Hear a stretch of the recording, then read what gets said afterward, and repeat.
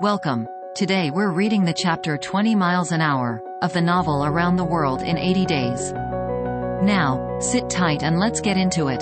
During the night of the 5th of December, the train ran southeasterly for about 50 miles, then rose an equal distance in a northeasterly direction towards the Great Salt Lake. Passepartout, about 9 o'clock, went out upon the platform to take the air. The weather was cold, the heavens grey, but it was not snowing. The sun's disk, enlarged by the mist, seemed an enormous ring of gold, and Passepartout was amusing himself by calculating its value in pounds sterling, when he was diverted from this interesting study by a strange-looking personage who made his appearance on the platform. This personage, who had taken the train at Elko, was tall and dark, with black moustache, black stockings, a black silk hat, a black waistcoat, black trousers, a white cravat, and dogskin gloves. He might have been taken for a clergyman. He went from one end of the train to the other, and affixed to the door of each car a notice written in manuscript. Passepartout approached and read one of these notices, which stated that Elder William Hitch, Mormon missionary, taking advantage of his presence on train number 48, would deliver a lecture on Mormonism in car number 117, from 11 to 12 o'clock, and that he invited all who were desirous of being instructed concerning the mysteries of the religion of the Latter-day Saints to attend. "I'll go," said Passepartout to himself. He knew nothing of Mormonism except the custom of polygamy, which is its foundation. The news quickly spread through the train, which contained about 100 passengers, 30 of whom, at most, attracted by the notice, ensconced themselves in car number 117. Passepartout took one of the front seats. Neither Mr. Fogg nor Fix cared to attend. At the appointed hour, Elder William Hitch rose, and, in an irritated voice, as if he had already been contradicted, said, "I tell you that Joe Smith is a martyr, that his brother Hiram is a martyr, and that the persecutions of the United States government against the prophets will also make a martyr of Brigham Young. Who dares to say the contrary?" No one ventured to gainsay the missionary, whose excited tone contrasted curiously with his naturally calm visage. No doubt his anger arose from the hardships to which the Mormons were actually subjected. The government had just succeeded, with some difficulty, in reducing these independent fanatics to its rule. It had made itself master of Utah, and subjected that territory to the laws of the Union, after imprisoning Brigham Young on a charge of rebellion and polygamy. The disciples of the prophet had since redoubled their efforts, and resisted, by words at least, the authority of Congress. Elder Hitch, as is seen, was trying to make proselytes on the very railway trains. Then, emphasizing his words with his loud voice and frequent gestures, he related the history of the Mormons from biblical times, how that, in Israel, a Mormon prophet of the tribe of Joseph published the annals of the new religion, and bequeathed them to his son Mormon. How, many centuries later, a translation of this precious book, which was written in Egyptian, was made by Joseph Smith, Jr., a Vermont farmer, who revealed himself as a mystical prophet in 1825, and how, in short, the celestial messenger appeared to him in an illuminated forest, and gave him the annals of the Lord.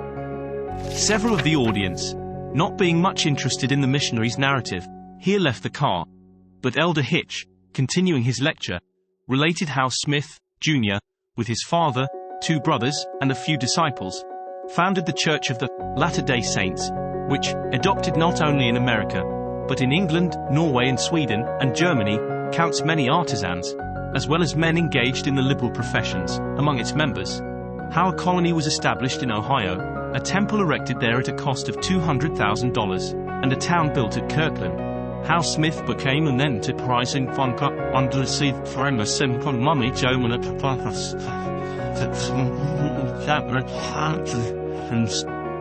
The elder's story became somewhat wearisome, and his audience grew gradually less, until it was reduced to 20 passengers.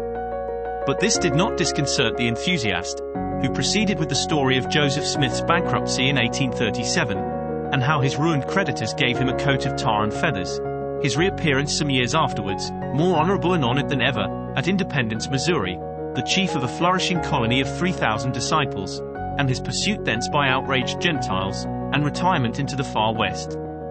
10 hearers only were now left, among them honest Passepartout, who was listening with all his ears.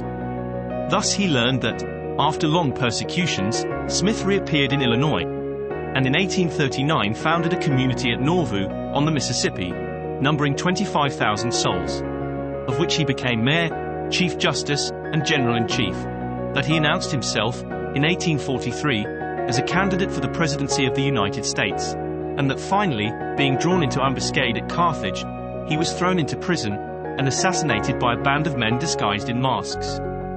Passepartout was now the only person left in the car, and the elder, looking him full in the face, reminded him that 2 years after the assassination of Joseph Smith, the inspired prophet, Brigham Young, his successor, left Nauvoo for the banks of the Great Salt Lake, where, in the midst of that fertile region, directly on the route of the emigrants who crossed Utah on their way to California, the new colony, thanks to the polygamy practiced by the Mormons, had flourished beyond expectations. And this, added Elder William Hitch, this is why the jealousy of Congress has been aroused against us. Why have the soldiers of the Union invaded the soil of Utah? Why has Brigham Young, our chief, been imprisoned, in contempt of all justice? Shall we yield to force? Never. Driven from Vermont, driven from Illinois, driven from Ohio, driven from Missouri, driven from Utah, we shall yet find some independent territory on which to plant our tents. And you, my brother, continued the elder, fixing his angry eyes upon his single auditor, will you not plant yours there, too, under the shadow of our flag? No, replied Passepartout courageously, in his turn retiring from the car, and leaving the elder to preach to vacancy. During the lecture the train had been making good progress, and towards 12:30 it reached the northwest border of the Great Salt Lake. Thence the passengers could observe the vast extent of this interior sea, which is also called the Dead Sea, and into which flows an American Jordan. It is a picturesque expanse, framed in lofty crags in large strata, encrusted with white salt, a superb sheet of water, which was formerly of larger extent than now, its shores having encroached with the lapse of time, and thus at once reduced its breadth and increased its depth. The Salt Lake, 70 miles long and 35 wide, is situated 3 miles 800 feet above the sea. Quite different from Lake Asphaltite, whose depression is 1,200 feet below the sea, it contains considerable salt, and 1/4 of the weight of its water is solid matter, its specific weight being 1,170, and, after being distilled, 1,000. Fishes are, of course, unable to live in it, and those which descend through the Jordan, the Weber, and other streams soon perish. The country around the lake was well cultivated, for the Mormons are mostly farmers. While ranches and pens for domesticated animals, fields of wheat, corn, and other cereals, luxuriant prairies, hedges of wild rose, clumps of acacias and milkwort, would have been seen 6 months later. Now the ground was covered with a thin powdering of snow. The train reached Ogden at 2 o'clock, where it rested for 6 hours. Mr. Fogg and his party had time to pay a visit to Salt Lake City, connected with Ogden by a branch road, and they spent 2 hours in this strikingly American town, built on the pattern of other cities of the Union, like a checkerboard, with the somber sadness of right angles, as Victor Hugo expresses it. The founder of the City of the Saints could not escape from the taste for symmetry which distinguishes the Anglo-Saxons. In this strange country, where the people are certainly not up to the level of their institutions, everything is done squarely, cities, houses, and follies. The travelers, then, were promenading, at 3 o'clock, about the streets of the town built between the banks of the Jordan and the spurs of the Wasatch Range. They saw few or no churches, but the prophet's mansion, the courthouse, and the arsenal, blue brick houses with verandas and porches, surrounded by gardens bordered with acacias, palms, and locusts. A clay and pebble wall, built in 1853, surrounded the town, and in the principal street were the market and several hotels adorned with pavilions. The place did not seem thickly populated. The streets were almost deserted, except in the vicinity of the temple, which they only reached after having traversed several quarters surrounded by palisades. There were many women, which was easily accounted for by the peculiar institution of the Mormons, but it must not be supposed that all the Mormons are polygamists. They are free to marry or not, as they please, but it is worth noting that it is mainly the female citizens of Utah who are anxious to marry, as, according to the Mormon religion, maiden ladies are not admitted to the possession of its highest joys. These poor creatures seemed to be neither well off nor happy. Some, the more well-to-do, no doubt wore short, open, black silk dresses, under a hood or modest shawl.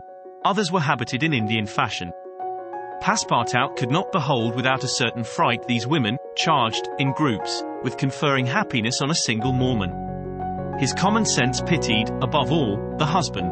It seemed to him a terrible thing to have to guide so many wives at once across the vicissitudes of life, and to conduct them, as it were, in a body to the Mormon paradise with the prospect of seeing them in the company of the glorious Smith, who doubtless was the chief ornament of that delightful place, to all eternity. He felt decidedly repelled from such a vocation, and he imagined perhaps he was mistaken that the fair ones of Salt Lake City cast rather alarming glances on his person. Happily, his stay there was but brief. At 4 the party found themselves again at the station, took their places in the train, and the whistle sounded for starting. Just at the moment, however, that the locomotive wheels began to move, cries of "Stop!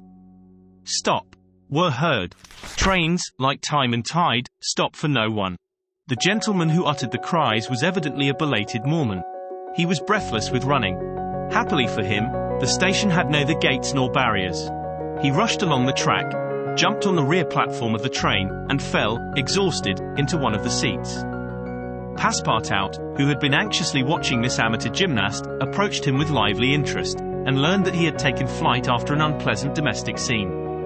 When the Mormon had recovered his breath, Passepartout ventured to ask him politely how many wives he had, for, from the manner in which he had decamped, it might be thought that he had 20 at least.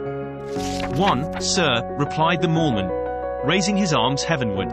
"One, and that was enough." Did you enjoy today's chapter of Around the World in 80 Days? Why not subscribe and ring the bell?